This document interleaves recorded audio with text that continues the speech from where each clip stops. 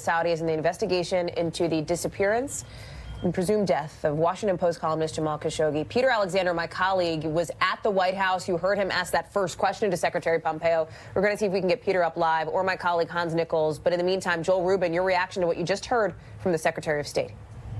Well, that's a very soft commitment that the Secretary got from the Saudis. I don't understand why the United States is not sending our own investigators to this site to have an independent verification of what took place.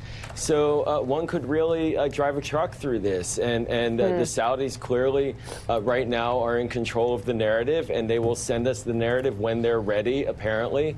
And that's very troubling, and it's not going to have the kind of credibility that members of Congress, I believe, are going to want to really rely on in terms of their assessment of what to do about this situation. There's also the urgency factor, Joel, with Secretary Pompeo saying we ought to give him a few more days, he says, a little bit more time to be able to do the investigation. Does that seem fair to you?